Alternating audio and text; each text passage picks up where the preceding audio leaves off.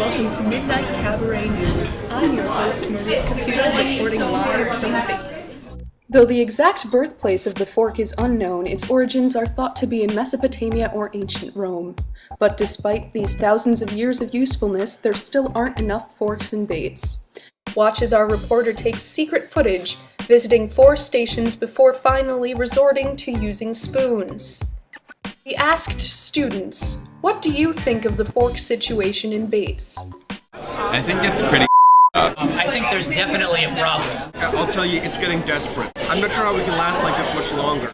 Oh god, it's horrible. We need more forks. Is there a fork situation?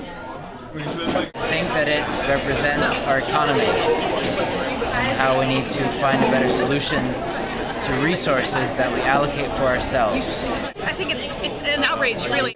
People are dying out there because there aren't enough forks. Number one, either there are no forks ever, or when you go to find a fork, it looks like this. Like this? Just like this. How do you pick up food when your fork is like this? It's a problem. This is the fork problem. Like abrades your lips. We asked the students how this had affected their mental health. Okay, it's definitely caused it to deteriorate, meal by meal. I can't sleep at night. My doctor says I shouldn't talk about it. My fingers are so dirty. I can't live with myself.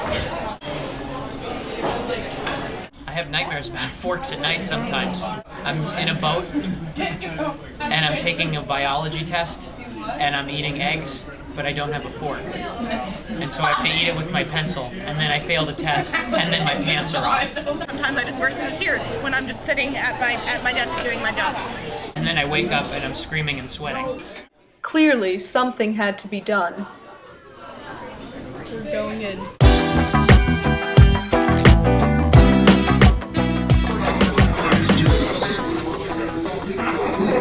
I may be putting my life in danger, but it's in the name of journalism. I'm gonna march right in there.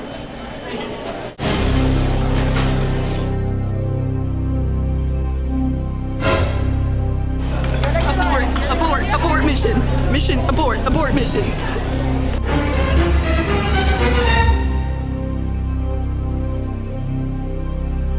I'm sorry, journalism. It failed you. Failed you. Failed Midnight Cabaret News. Failed out of school.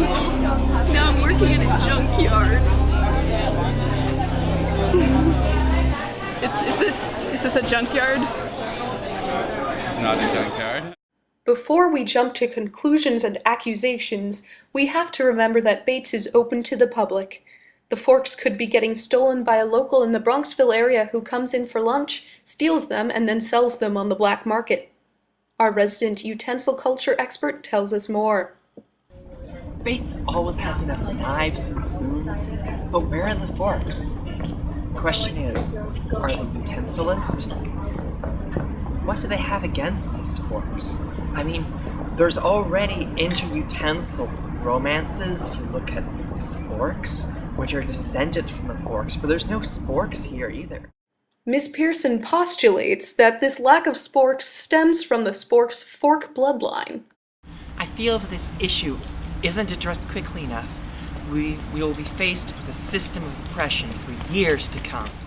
There seems to be some kind of conspiracy, but just who is behind it and what does it entail? Ghosts? Zombies? Republicans? Sam Siegel? We asked one employee under condition of anonymity. Libertarians. They're melting down the school supply of metal. So they make a mockery of the US currency. They're getting stronger every day. I hear they might be taking control of monopoly supply as well. Let me tell you, these people are a bunch of whiners. Back in my day, I saw a real fork shortage. Anyone caught with a fork was taken from them and sent to the government.